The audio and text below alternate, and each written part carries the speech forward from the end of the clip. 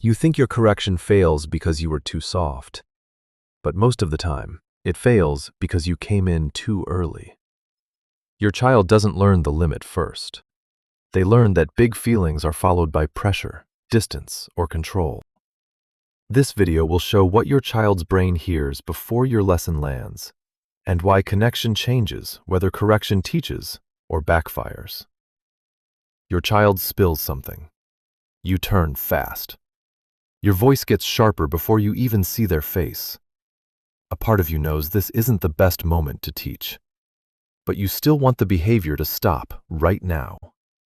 That is where most discipline starts going wrong. Not because the limit is wrong, but because the child isn't ready to receive it yet. When correction comes before safety, the brain doesn't store the lesson the way you think. It stores the feeling first, and that changes what your child learns from you in that moment. So, before we talk about better behavior, we need to look at what happens in those few seconds right before you correct. Your child just spilled water. Your instinct kicks in, and you turn around immediately. Stop that! How many times have I told you? Look at them. The child is just standing there, staring down at the puddle, barely processing what just happened. Too early. You think you're teaching, but you're actually interrupting a brain that isn't ready. Right now, your child's mind is overwhelmed. It's registering your tone and your anger, not your words. The correction is being encoded as a threat rather than guidance. Instead of learning how to fix the mistake, they are learning how to defend themselves. Their reflex is to evade, not to understand. You just want the chaos to stop right now.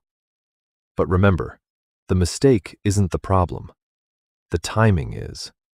And when the timing is off, the lesson never lands. Your child is crying, and you keep talking, explaining the rules and the consequences. But they aren't looking at you. No response. You wonder, why aren't they listening? You're speaking clearly, but their brain isn't listening for meaning yet. The stress response has been triggered. Fight, flight, or freeze. In this state, the thinking brain temporarily shuts down. The mind is only processing one question. Am I safe or not? You think you're teaching a rule, but your child is only learning the feeling that comes with it. Slowly, your lessons become linked to fear or shame, not the rule, the feeling.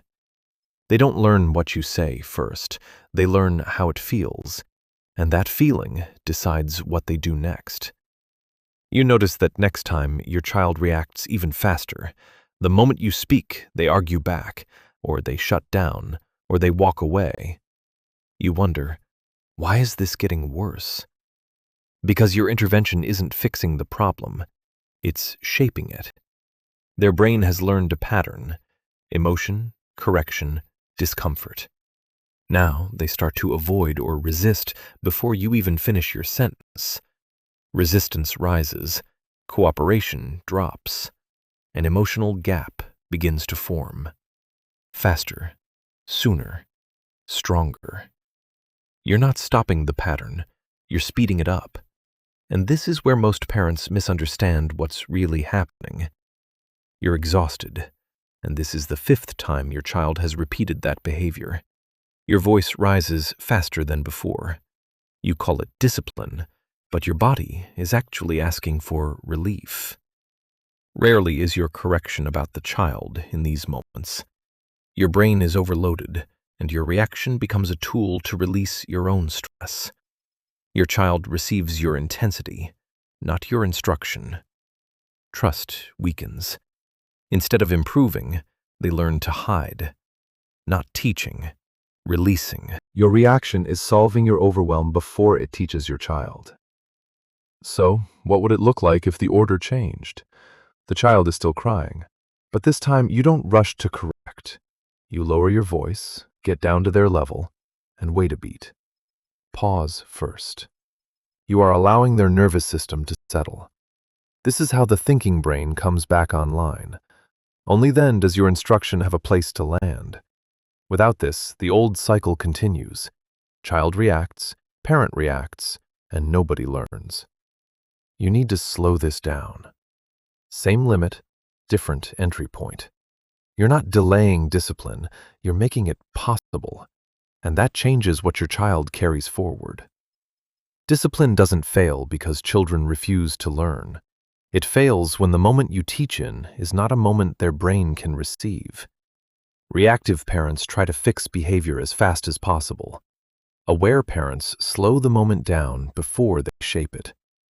Remember, the lesson doesn't stick where the child doesn't feel safe.